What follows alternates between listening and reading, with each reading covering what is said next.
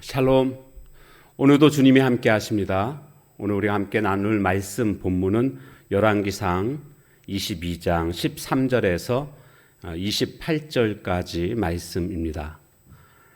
미가야를 부르러 간 사신이 일러 이르되 선지자들의 말이 하나같이 왕에게 길하게 하니 청하건대 당신의 말도 그들 중 한 사람의 말처럼 길하게 하소서.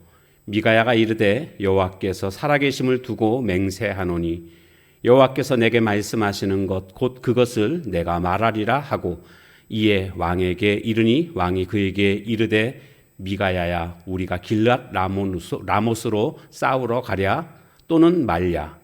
그가 왕께 이르되 올라가서 승리를 얻으소서. 여호와께서 그 성읍을 왕의 손에 넘기시리이다. 왕이 그에게 이르되 내가 몇 번이나 내게 맹세하게 하여야 내가 여호와의 이름으로 진실한 것으로만 내게 말하겠느냐. 그가 이르되 내가 보니 온 이스라엘이 목자 없는 양같이 산에 흩어졌는데 여호와의 말씀이 이 무리에게 주인이 없으니 각각 평안히 자기의 집으로 돌아갈 것이니라 하셨나이다. 이스라엘의 왕이 여호사밧 왕에게 이르되 저 사람이 내게 대하여 길한 것을 예언하지 아니하고 흉한 것을 예언하겠다고 당신에게 말씀하지 아니하였나이까. 미가야가 이르되 그런즉 왕은 여호와의 말씀을 들으소서. 내가 보니 여호와께서 그의 보좌에 앉으셨고 하늘의 만군이 그의 좌우편에 모시고 서 있는데 여호와께서 말씀하시기를 누가 아합을 꾀어 그를 길랏 라못에 올라가서 죽게 할꼬 하시니 하나는 이렇게 하겠다 하고 또 하나는 저렇게 하겠다 하였는데 한 영이 나와 여호와 앞에 서서 말하되 내가 그를 꾀겠나이다. 여호와께서 그에게 이르시되 어떻게 하겠느냐. 이르되 내가 나가서 거짓말하는 영이 되어 그의 모든 선지자들의 입에 있겠나이다. 여호와께서 이르시되 너는 꾀겠고 또 이루리라. 나가서 그리하라 하셨은즉 이제 여호와께서 거짓말하는 영을 왕의 이 모든 선지자의 입에 넣으셨고 또 여호와께서 왕에 대하여 화를 말씀하셨나이다. 그나아나의 아들 시드기야가 가까이 와서 미가야의 뺨을 치며 이르되 여호와의 영이 나를 떠나 어디로 가서 내게 말씀하시더냐. 미가야가 이르되 내가 골방에 들어가서 숨는 그날에 보리라. 이스라엘의 왕이 이르되 미가야를 잡아 성주 아몬과 왕자 요아스에게로 끌고 돌아가서 말하기를 왕의 말씀이 이놈을 옥에 가두고 내가 평안히 돌아올 때까지 고생의 떡과 고생의 물을 먹이라 하였다 하라. 미가야가 이르되 왕이 참으로 평안히 돌아오시게 될진데 여호와께서 나를 통하여 말씀하지 아니하셨으리이다. 또 이르되 너희 백성들아 다 들을지어다 하니라. 아멘.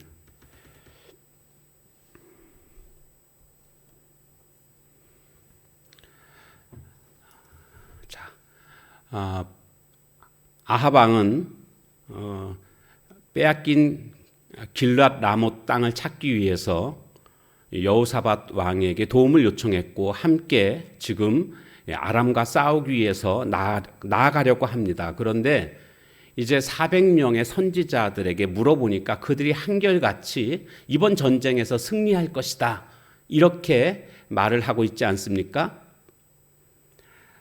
그런데 여호사밧 왕은 왠지 이들의 말이 거짓말처럼 느껴졌습니다. 너무나 똑같이 한 목소리로 이야기를 하니까 다른 선지자 없냐고.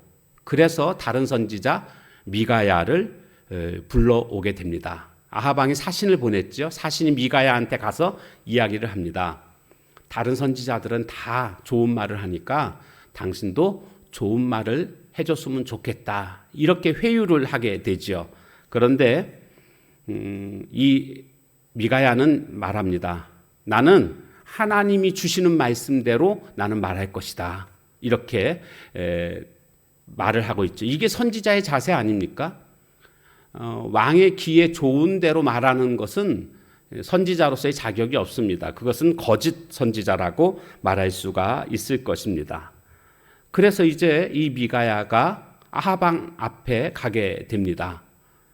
아합 왕이 물어봅니다. 이번 전쟁에서 우리가 이기냐 지냐, 그래 싸워야 되냐 말아야 되냐 이렇게 물어봅니다. 이때에 의외로 미가야가 이렇게 말합니다.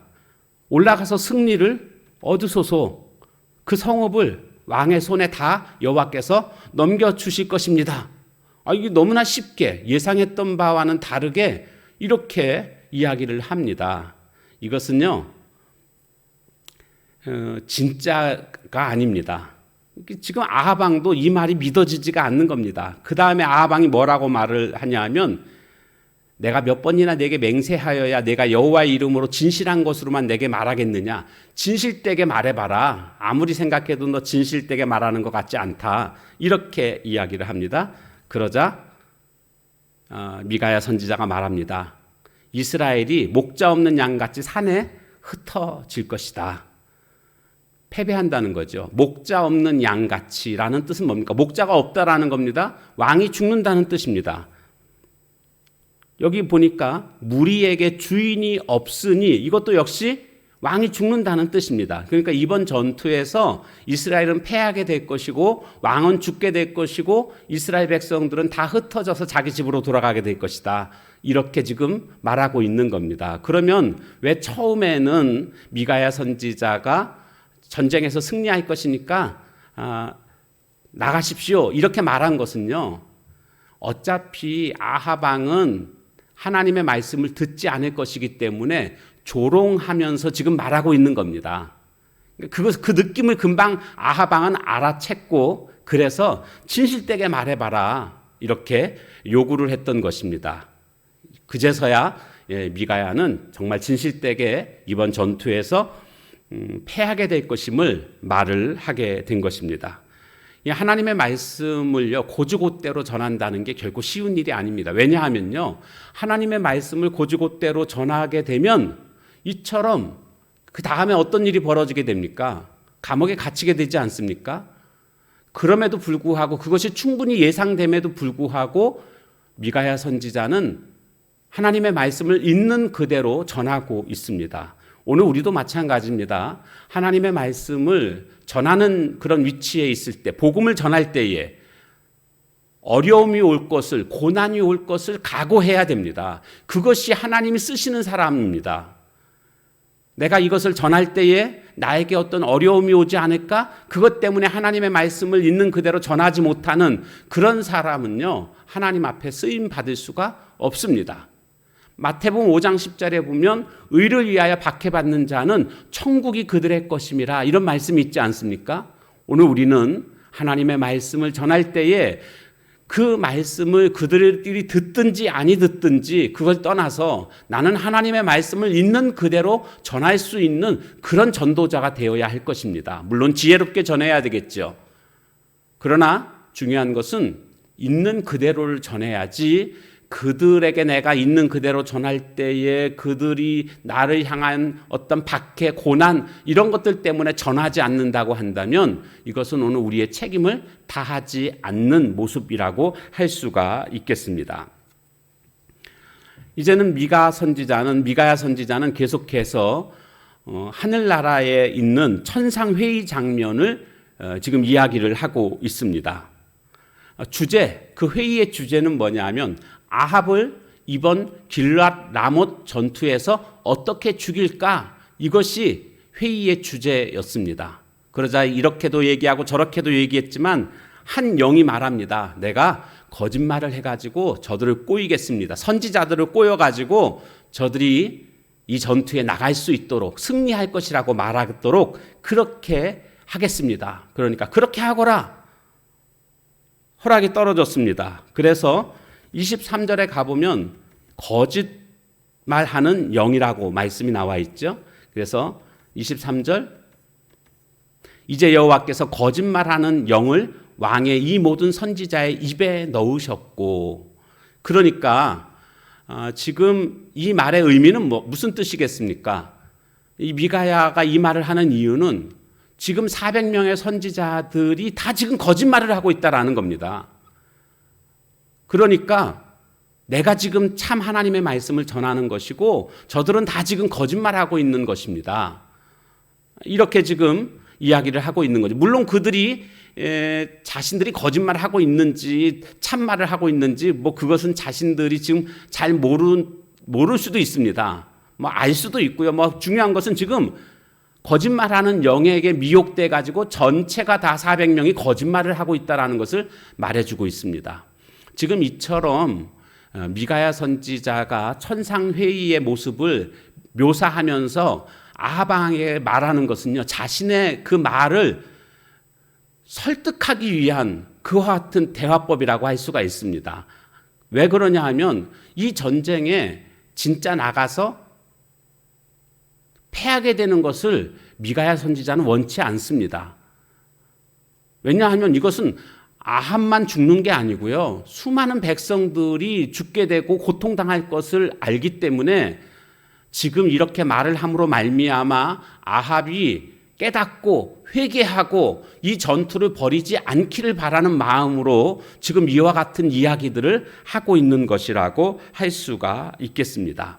그런데 문제는 이렇게 이야기를 하자 그 다음에 어떤 일이 벌어지는가 보니까 시드기야 그 선지자가 와서는요, 미가야의 뺨을 때립니다. 이것은 굉장히 모욕적인 행동이죠. 뺨을 때리면서 하는 말이 여호와의 영이 나를 떠나 어디로 가서 내게 말씀하시더냐?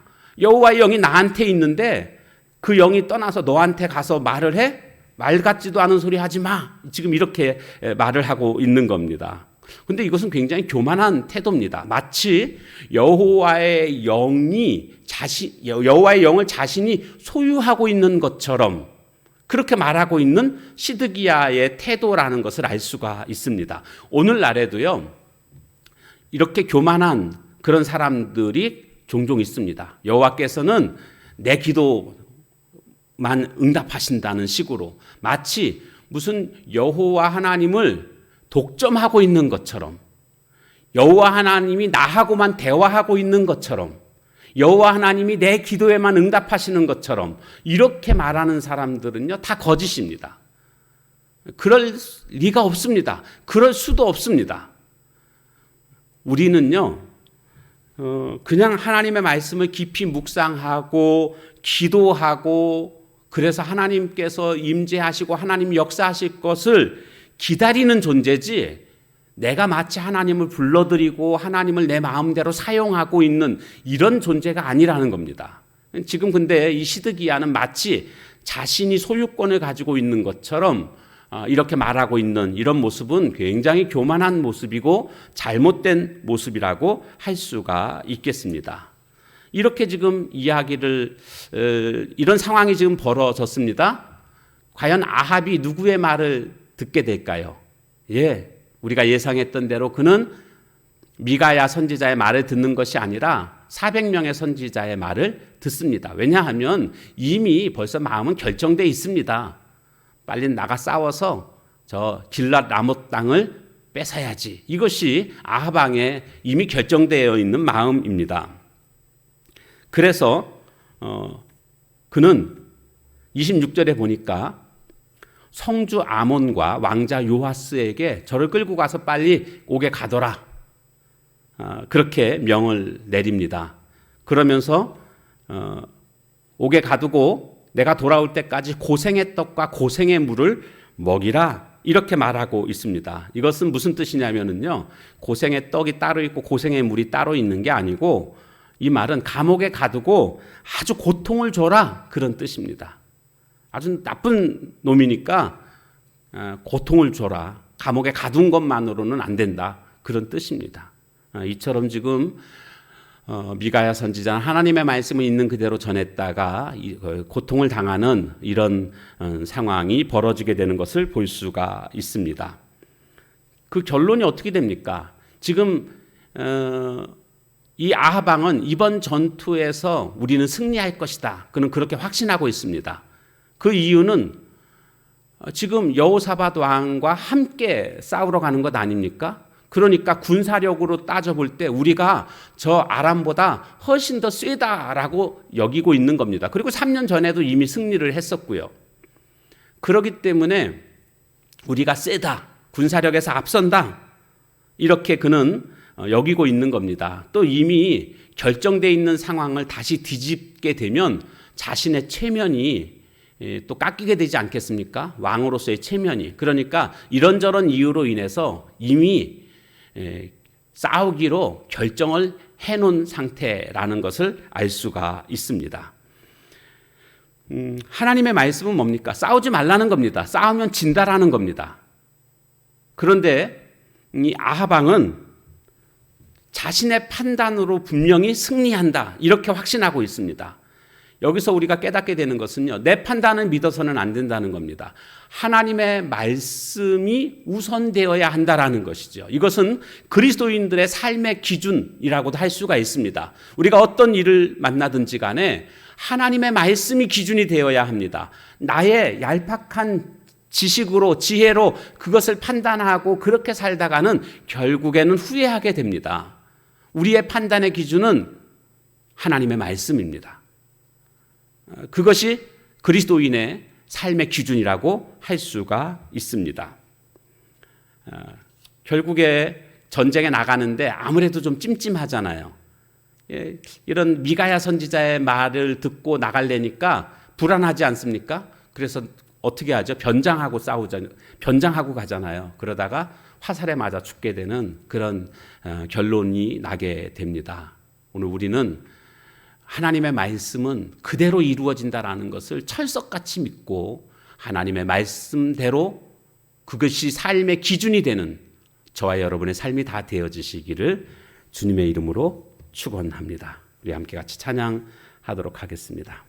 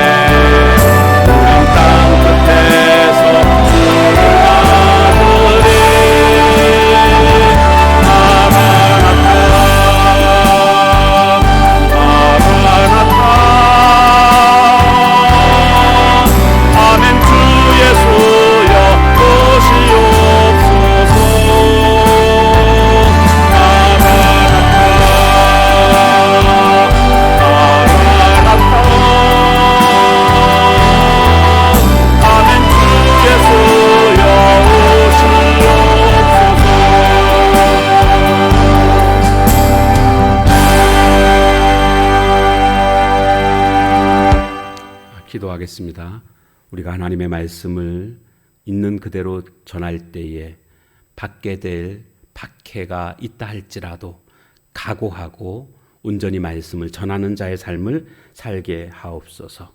의를 위하여 박해를 받는 자는 하나님의 나라가 그들의 것이라고 하신 것처럼 오늘 우리들이 하나님의 말씀을 증거하는 삶을 살아가고 그것 때문에 받는 박해라고 한다면 기꺼이 감수할 수 있는 저희들의 삶이 되게 하옵소서. 하나님은 하나님의 뜻을 이루기 위하여서 악한 선지자들까지도 사용하시는 모습을 보게 되었습니다. 온 천지를 그리고 인간의 모든 생사와 역사를 주관하시는 분이 여호와 하나님이신 줄로 믿습니다. 그 하나님이 하신 말씀은 또한 그대로 이루어지는 줄로 믿습니다. 하나님의 말씀대로 되어진다라고 한다면, 그것을 우리가 확신한다면 우리들의 삶의 기준은 나의 판단이 아니라 하나님의 말씀이 기준이 되어야 함을 깨닫게 됩니다. 아합은 자신의 판단을 믿고 행동하다가 결국 죽음을 면치 못하게 되는 것을 우리는 보게 될 터인데, 오늘 하루하루를 살아가면서 나의 판단 기준이 아니라, 내 생각이 기준이 아니라 하나님의 말씀이 기준이 되는 우리들의 삶이 되게 하옵소서. 예수님의 이름으로 감사하며 간절히 기도하옵나이다. 아멘. 주신 말씀 붙들고 기도하는 시간 갖도록 하겠습니다.